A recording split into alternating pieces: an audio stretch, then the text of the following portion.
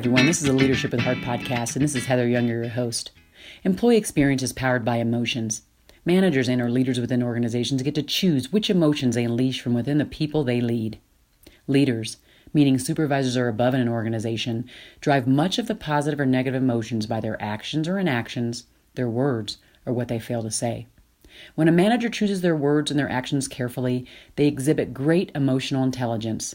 These managers are often thought of as leaders who care, or as I like to call them, leaders with heart. This special brand of leader drives engagement and loyalty simply by being themselves. Are these leaders perfect? Absolutely not. It is in their awareness and sharing of some of their imperfections that we realize their brilliance. In this podcast, I ask you to see yourself in the stories my guests tell about times when they were not the best versions of themselves, but how they used their hearts to guide them to a place of deeper connection with their teams and heightened leadership prowess. Enjoy. Hi, everybody. This is Heather with the Leadership with Heart podcast, and I am thrilled today to have a guest on, John LaFemina. So it's great to have you on the show. You know, I have John on the show because I've had interactions with a lot of different people in the organization that he works with, and I was blessed enough to be able to be introduced to him, to meet with him, and to see how much focus he puts on his people. One of the things that was interesting is he puts out a kind of like a blog internally to his team members, and I like a lot of the topics that he puts out to them, and it really are kind of transparent, really very kind of vulnerable and just out there. I love that about leaders who are just comfortable in that space and in their skin. So that's the reason why you're on the show, John. Thank you. Welcome. Okay. So most people, when we think about leadership, it usually comes from someplace. Like they want to lead because of something, or they're inspired by other people, and then they decide they want to be leaders. What is that drives you to lead other people? So for me, leadership is all about service, right? So, and that really comes from two things. In part, it comes from my faith. I feel like that's part of my calling is to serve. And so I think that I can do that through leadership. It also comes from my family, right? So my mom and dad were really big on giving back to the community and giving back to others. And so it really is all about service. Oh, awesome. You know, that might be the first time I've heard that from out of all the people that I've spoken with. I hear a lot about kind of parents and how they pass that on, but that focus on serving others is key. I think having that, we hear about servant leadership and things like that, but having that mentality of I'm here to see how I can give the best of myself to other people, I think it's just a tremendous gift to have and to give to other people around you. Yeah, it really is. And I'm really thankful to my parents for that. You know, one of my favorite quotes, so I'm a big quote person. I love quotes. And one of my favorite of all time is Dr. King's quote, you know, life's most persistent and urgent question is, what are you doing for others? And I think that's just really a guiding principle for me. You know, it also comes over time with the realization that on my own, I can't actually accomplish a whole lot. I mean, I can do some things, but I can't actually accomplish a whole lot. And if I have big dreams and big aspirations, you know, and a big ego, which I do, then, you know, then I need others, right? I need others to join in with me.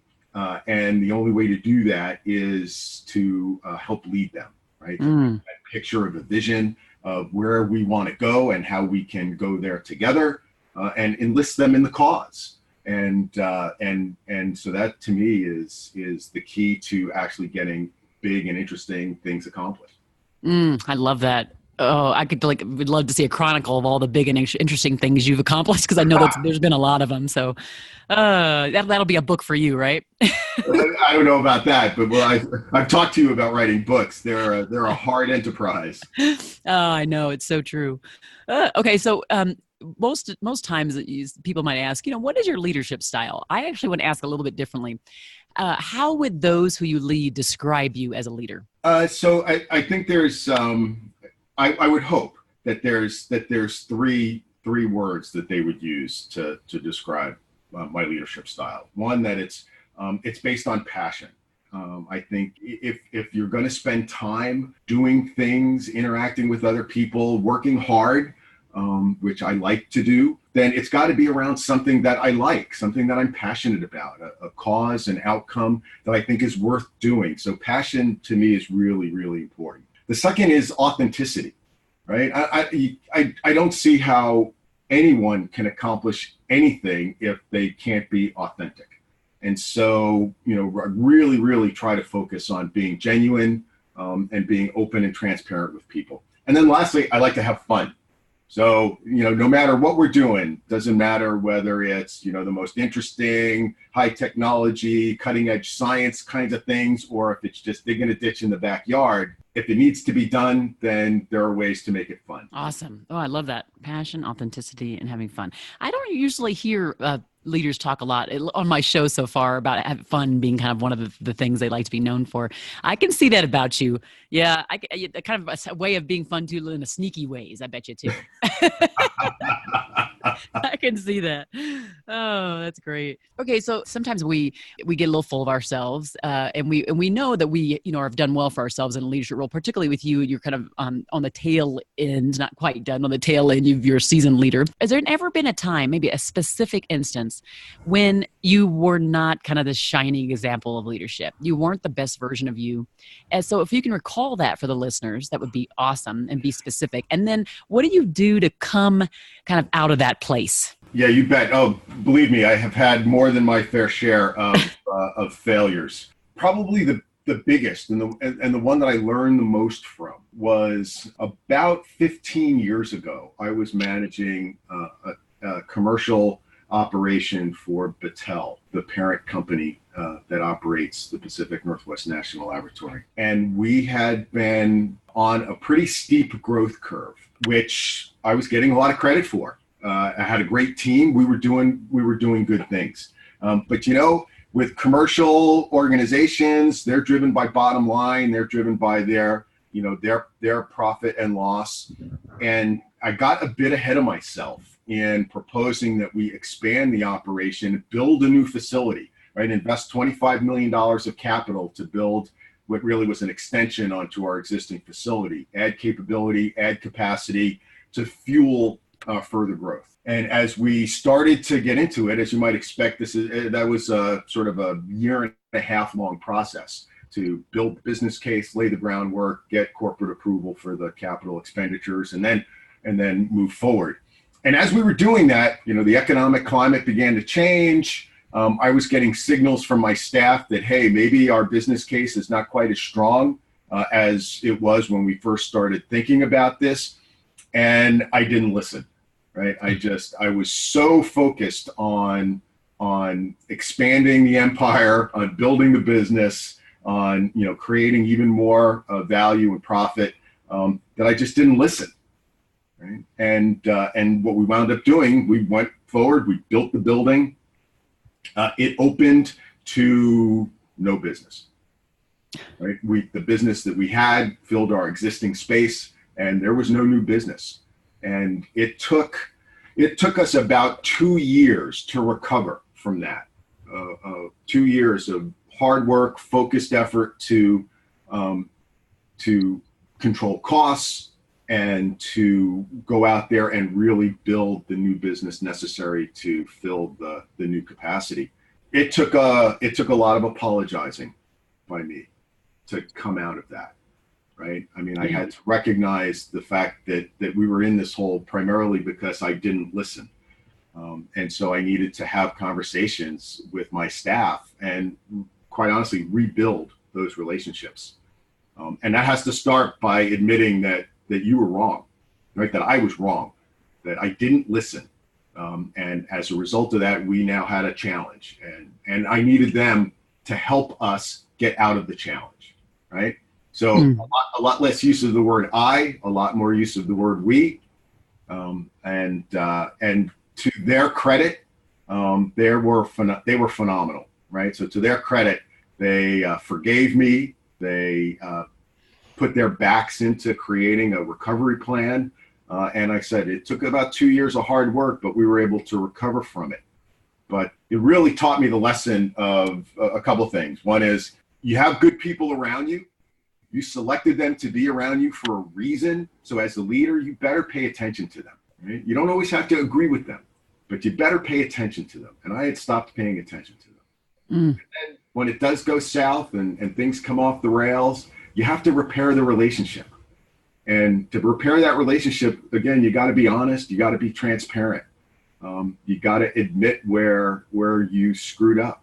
And I had screwed up. And that's, that's something else I also learned from my dad and my mom. My mom and dad were interesting folks. My dad is Italian heritage. My mom is Irish. So it was a pretty emotional household. We were not afraid to share our emotions with each other, often in very loud ways.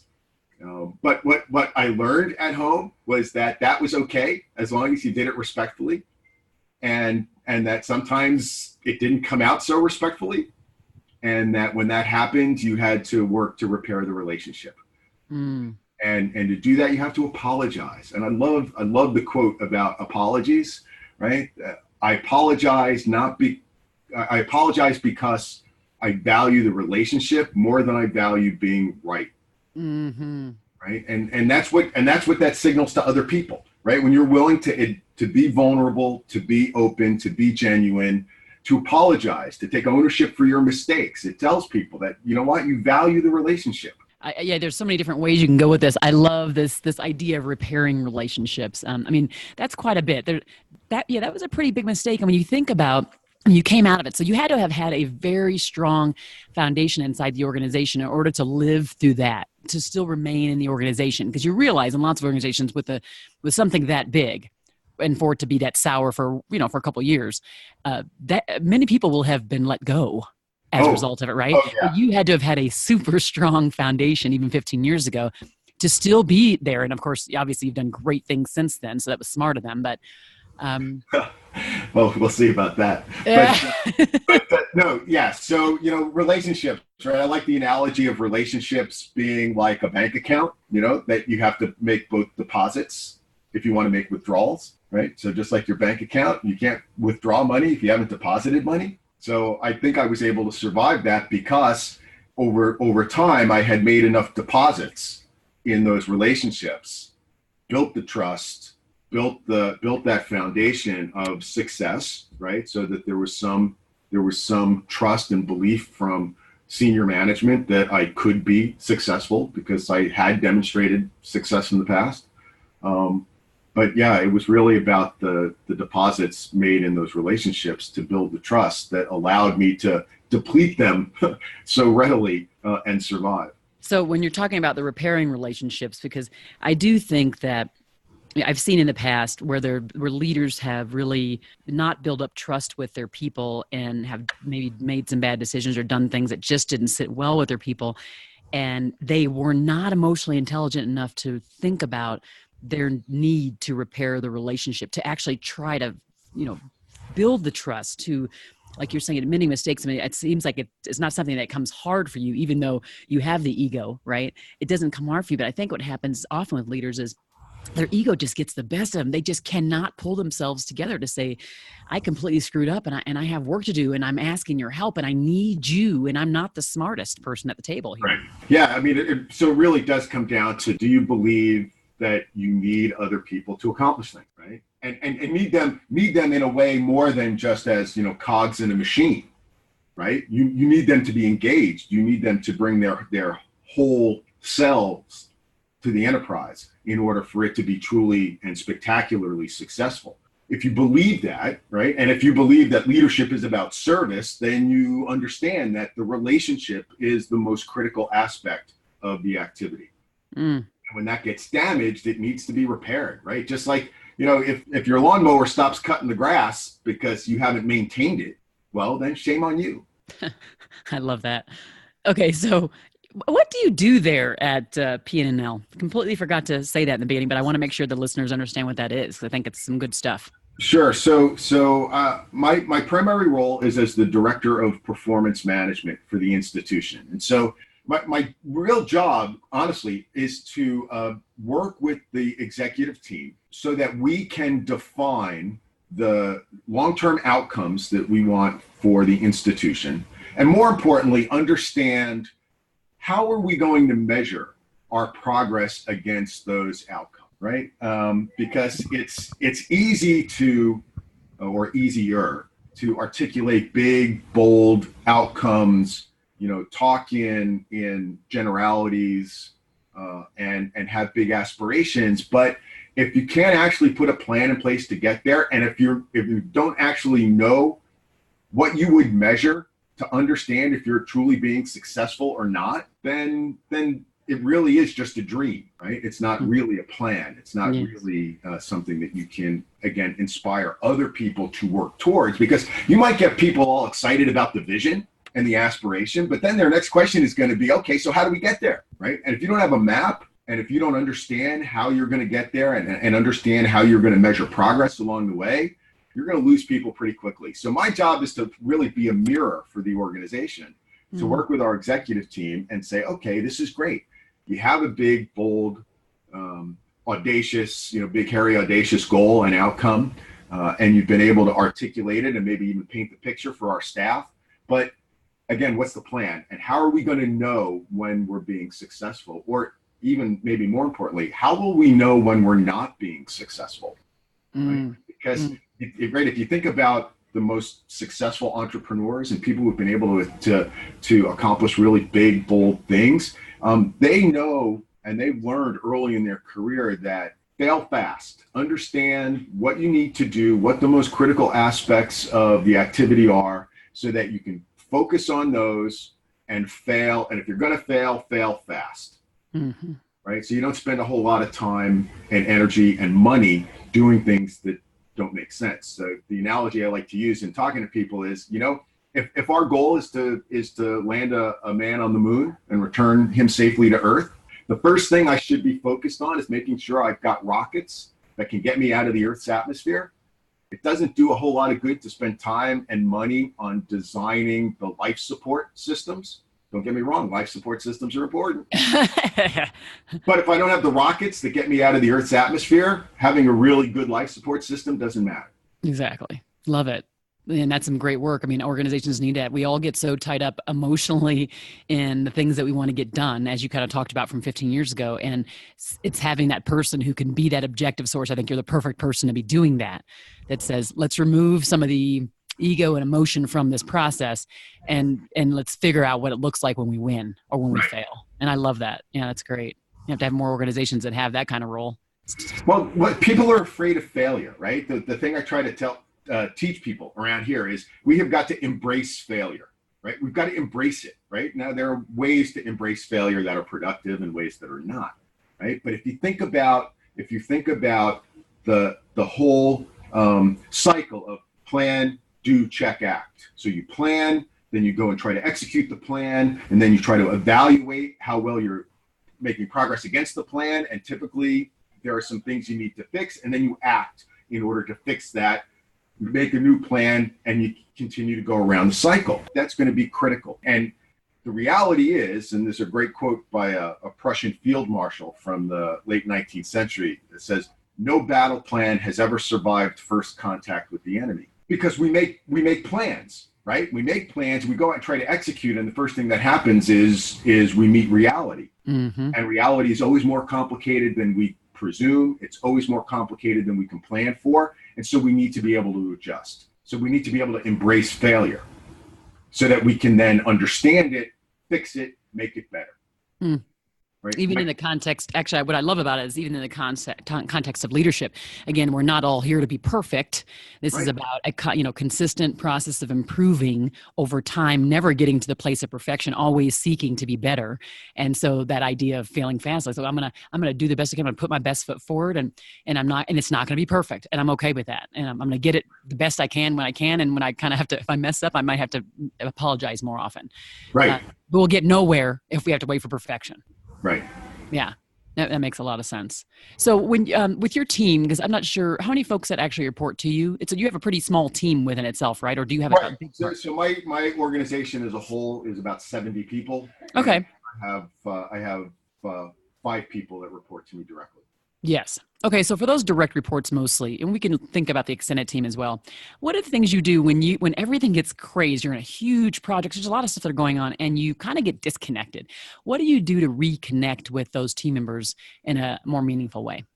Right. So I have monthly lunches with staff, right? So I do a couple things. So I meet weekly with my direct reports, and actually and a handful of other people who are sort of senior technical leaders in the organization whose wisdom I value, right? So I have them sitting around my leadership team table as well. Um, and so we meet weekly, and we occasionally will go out to dinner, right? And take some time to just relax together, right? So that we can develop relationships that are more human than just work centered. But I also have lunch meetings once a month with 5 or 6 staff, no managers included. So this is just frontline staff in my organization. I buy them lunch once a month, a handful of them, and I just sort of rotate through the organization. And it really is just an opportunity for them to ask me anything that they want. And they understand that I'll tell them, right? I'll tell them pretty much just about anything. Clearly, there are some confidences that I, and some things that I may not be able to talk to them, or issues I may not be able to talk to them about at any given time. And I'll tell them that, but I'll tell them why, right?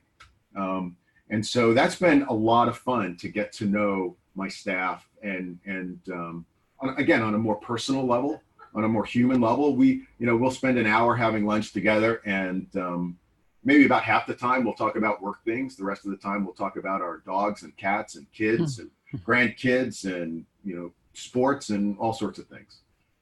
I love that. And even just you mentioning more human relationships at work, because we really do try to be robotic in so many ways. Many leaders think they have to have this like steel cage vest that they're wearing and that it covers their entire body actually, and no one can get through it. And they have to, walk a certain way. And all of it is just a little bit crazy. But I appreciate this idea of human relationships, because we do have human frailties and things that we need to take into consideration. We meet with our people. We want to meet them where they're at. And, talking about their dogs and talking about their family and things like that, really does start to bring that to life. Yeah. That's good stuff. So for leaders who might be listening now and are really maybe struggling in their leadership, maybe they're just at a crossroads or impasse, and they just need something to get over the hump. What little word or pearl of wisdom would you leave them with?